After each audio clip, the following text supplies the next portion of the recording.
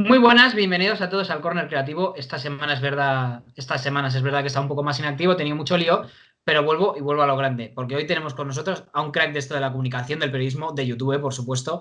Hoy tenemos con nosotros a Diego Campoy. Muy buenas, Diego, ¿cómo estás? Muy buenas, Alex. ¿Qué tal? Muchísimas gracias por la invitación a tu canal. Un placer estar aquí. Con ganas de hablar, estoy con ganas de hablar.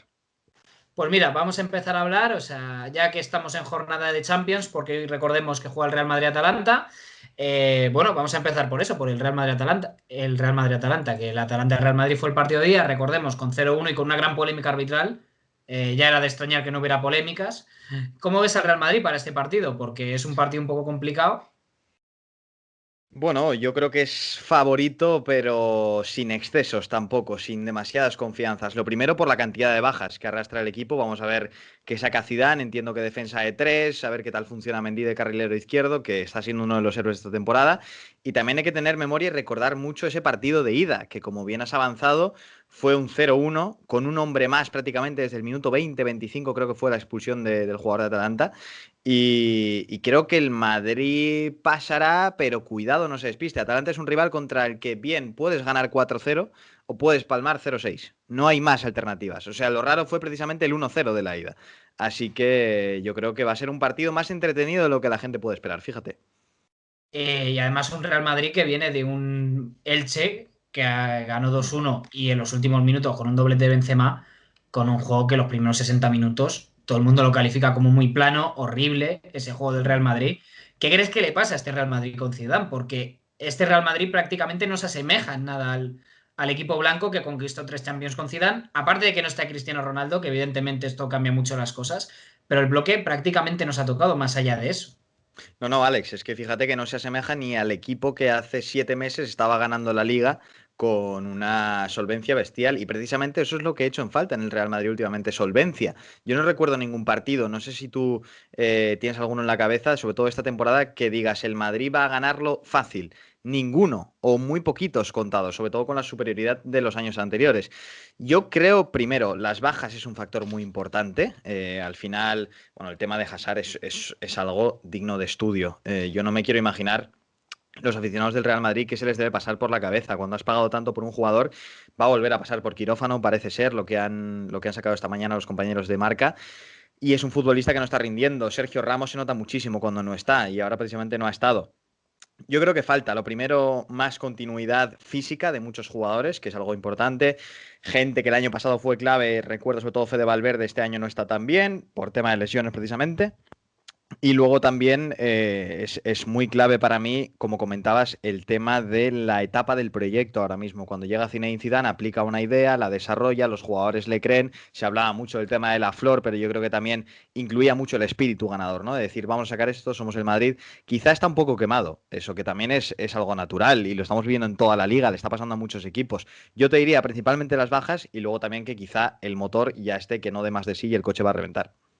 Mira, has hablado de lo de Hazard, de que estaban hablando los compañeros de marca que probablemente iba a pasar por el quirófano y eso supondrá un tiempo de baja más que considerable, teniendo en cuenta que tiene que recuperarse, que tiene que estar en reposo.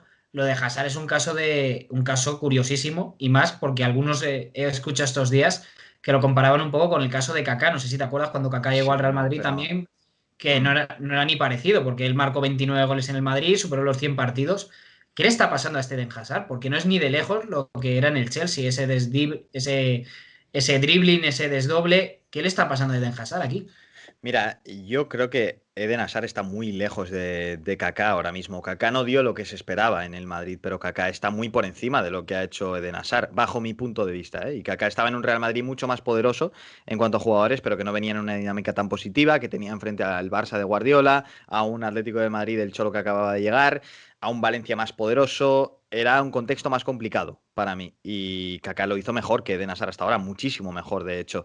Lo que le está pasando, yo creo que problema de adaptación no es, porque le hemos escuchado ya hablar en español alguna vez, no parece un tipo al que le cueste mucho adaptarse. Yo fui muy crítico con él cuando llegó, el verano que ficha por el Real Madrid, porque llegó muy pasado de peso y no me pareció un gesto profesional, sobre todo cuando es tu primer verano en un equipo. Otra cosa es que ya llegues el tercer, cuarto verano con unos kilos de más, que dices, bueno, pues te has pasado la pretemporada un poquito por el forro y ya está, Pero ahora mismo, Alex, es un caso, como dices, muy curioso en el mal sentido. Un jugador que ha podido costar hasta 160 millones de euros, supuestamente, que haya marcado tan pocos goles, que sea tan poco diferencial. Y también es que cuando Hazard ficha por el Real Madrid, no es un jugador, como yo recuerdo que se hablaba de Hazard y de Mané.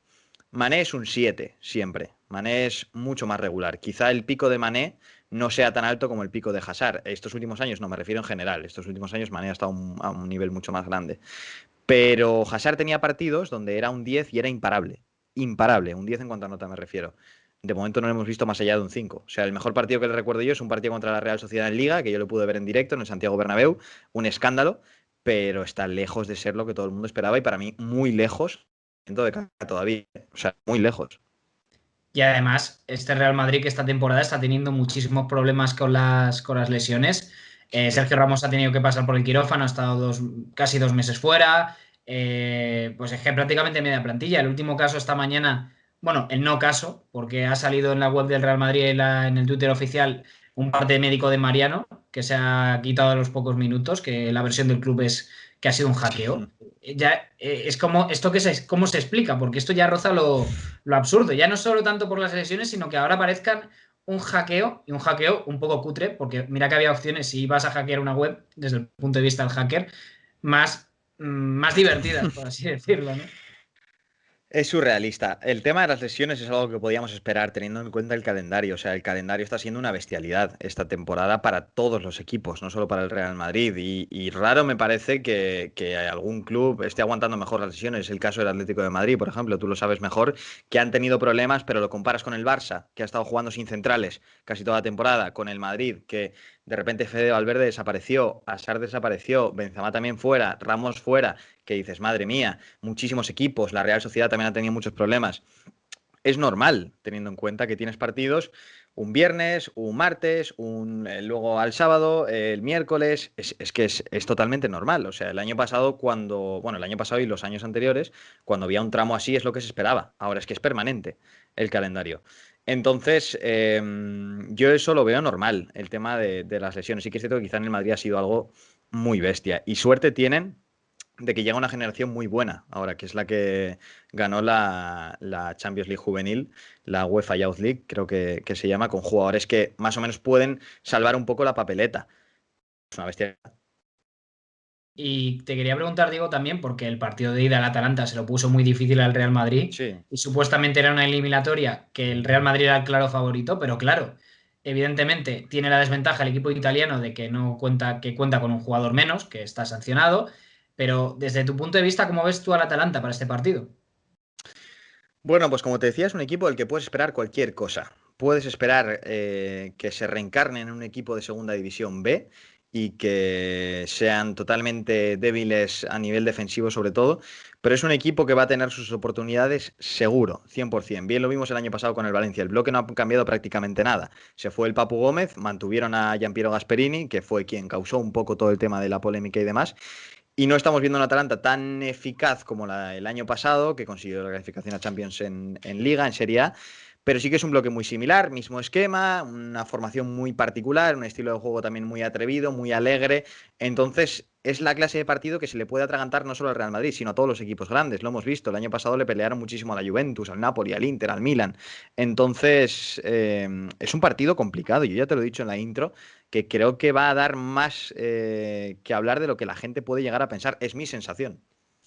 Y en la Champions, porque ya es que la Atalanta está poniéndole las cosas muy difíciles al Real Madrid, pero venimos de una semana en el que el Sevilla ha caído eliminado ante el Borussia Dortmund, el Barça ha Sí. caído eliminado, y es verdad, con los minutos quizás más brillantes de la era Koeman contra el PSG, los primeros 25 minutos, pero es un hecho que el fútbol español ahora no está pasando por su mejor momento, al menos en competiciones europeas, porque les está costando muchísimo sacar los partidos. Quizá los más sorprendentes son los de Europa League, porque el Granada está sacando las eliminatorias de forma brillante, y bueno, y la Real Sociedad que peleó hasta el final en el Old Trafford, pero ese 0-4 en la ida en Turín, tu Real Sí, Sociedad, sí, sí. Diego, que fue un baño de masas del Manchester, que hablaremos luego.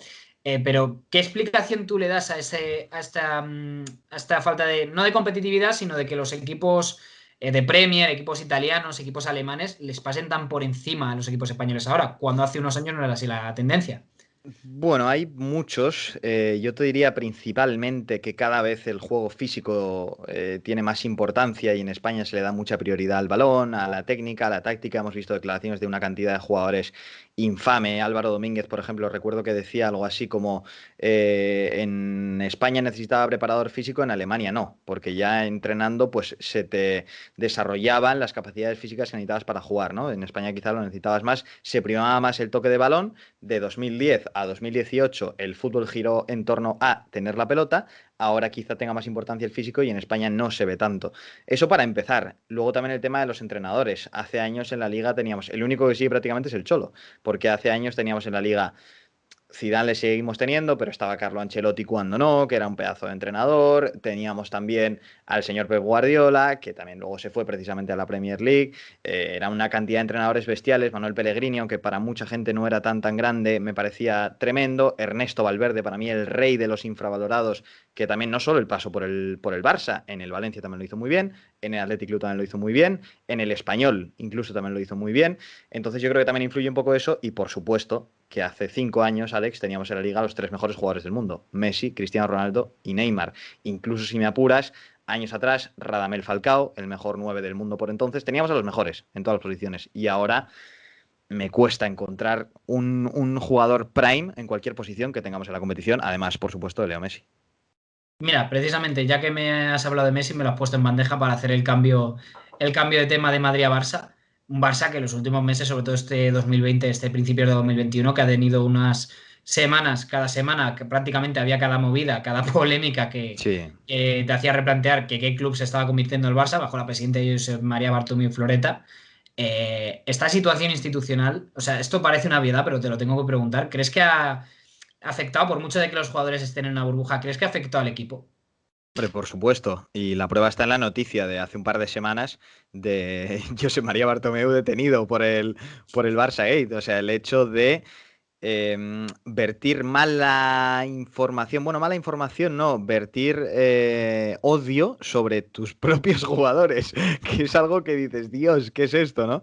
Evidentemente sí que ha afectado, por supuesto, es una realidad. La marcha de Luis Suárez a Leo Messi le ha afectado, él mismo lo confesó en la entrevista con tu compañero Rubén Uría, también luego posteriormente en lo de Évole. Y es algo normal, o sea, es un club que está pasando por una de las peores etapas de su historia, al igual que cuando llegó Laporta en 2003, que el club venía de unos años malísimos. Y precisamente si hay alguien para reflotar esto, me parece que el ideal es Laporta con lo bueno y lo malo que conlleva. Bueno, al loro, que no estamos tan mal, Correcto, evidentemente. correcto. Y justo hace apenas unos minutos que han sacado los compañeros de la cadena SER y se han ido haciendo eco todos los demás medios de comunicación. Parece ser que ya ha sacado la bala adelante Laporta con las negociaciones con Audax, que está ahí paralizado. De hecho, esta mañana me he acordado que han sacado una compañía de vino, una botella que era el Cigalero, en recuerdo a Guardiola, y estaba dibujada con una especie de ranking que era el lorímetro y que ponía que si estabas al suficiente nivel de euforia era para que te fueras a luz de gas.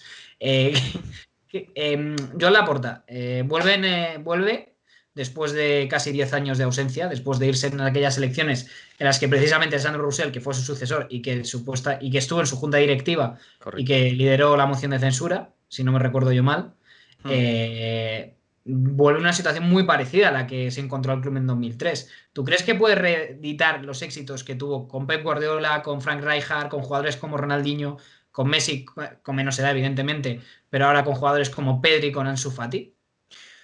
Va a ser muy difícil reeditarlos. Yo creo que, vamos, es que lo que vivimos del Barça del 2003 al 2010 fueron los mejores años en la historia del club, sin duda.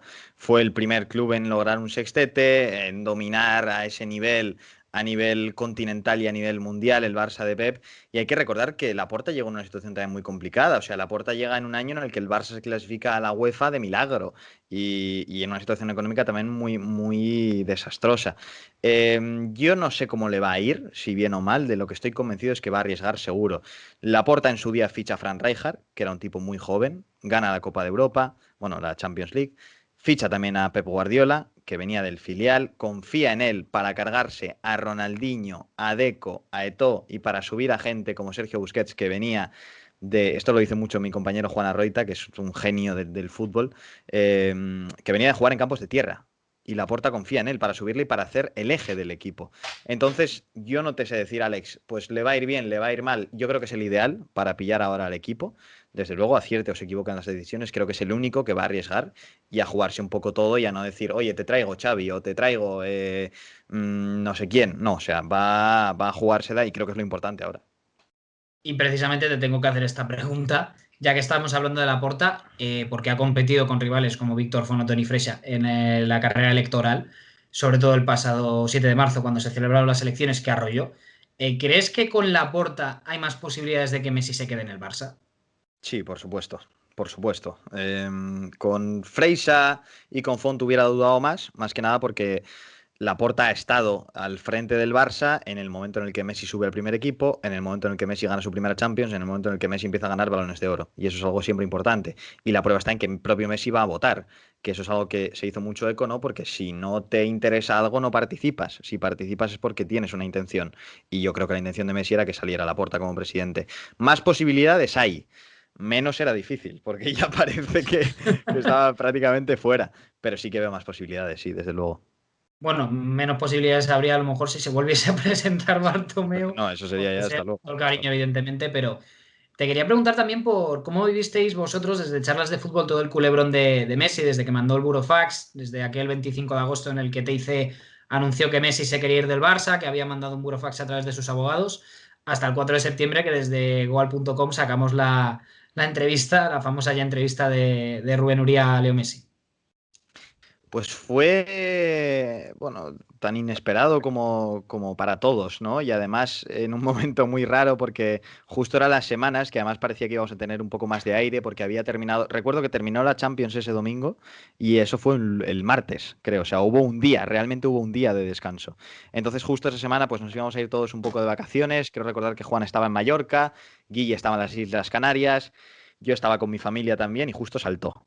Y dijimos, madre mía, ¿qué hacemos ahora? Y fuimos pues intentando cada uno rascar un poquito donde podíamos y nos pilló a dos por tres calles, pero al final lo pudimos solucionar y lo fuimos cubriendo, nos gustó, o sea, son días que a mí me gusta mucho y que yo disfruto mucho como periodista. Sí que es cierto que porque no soy fan de ningún equipo grande, si no sufriría una barbaridad, pero yo tengo perfectamente la memoria el día que Cristiano Ronaldo se fue del Real Madrid y lo disfruté una barbaridad a nivel de, como digo, profesional, a nivel de cubrirlo. Y el día que Messi lo anunció también fue increíble para mí el poder cubrirlo. Son cosas que disfrutas, ¿no? Que en el momento estás, Dios, necesito más horas, necesito más café, necesito lo que sea, pero luego te paras a pensar y dices, joder, qué día más bueno he echado. Y la última de este primer bloque, porque ya ahora en cuanto acabemos este empezaremos con el segundo bloque, te quería preguntar Perfecto. por el último partido de hoy, que es el City Gladbach, que el City es el Mm. gran favorito, Pep Guardiola. ¿Cómo ves al City para esta eliminatoria y de cara a los siguientes partidos que tiene? Porque es líder destacadísimo de la Premier, con una temporada excepcional, estilo Pep, evidentemente le ha dado ese Sí, sello a Manchester City. ¿Le ves favorito para la Champions a este City? pues mira, esto es una conversación que tengo bastante con mis amigos y con mis compañeros en charlas. A principio de año, si tú le preguntas a cualquiera cuál es el mejor equipo de Europa, te van a responder el Bayern. O sea, a principio de año futbolístico me refiero, ¿no? Ahora, probablemente si te hacen esa pregunta vas a decir el Manchester City, por cómo vienen, por cómo están jugando. Sí que es cierto que empezaron muy flojos, pero me parece que engancharon 25 partidos seguidos ganando, no sin perder, ganando. No sé si estoy en lo cierto, pero por ahí estaba en todas las competiciones. Y para mí sí que son favoritos ahora mismo. Ahora, dudo mucho del Manchester City fuera de casa en Champions League, dudo muchísimo. Creo que es algo que a los hechos me remito, ¿no? O sea, ahí está el tema. Pero si ahora mismo me tienes que decir un favorito, te digo el City sin duda. Quizá después el PSG, pero primero el City. Bueno, pues acabamos de terminar este primer bloque, despedimos a Diego Campoy y ahora nos vemos para el segundo bloque de esta súper entrevista que nos está saliendo.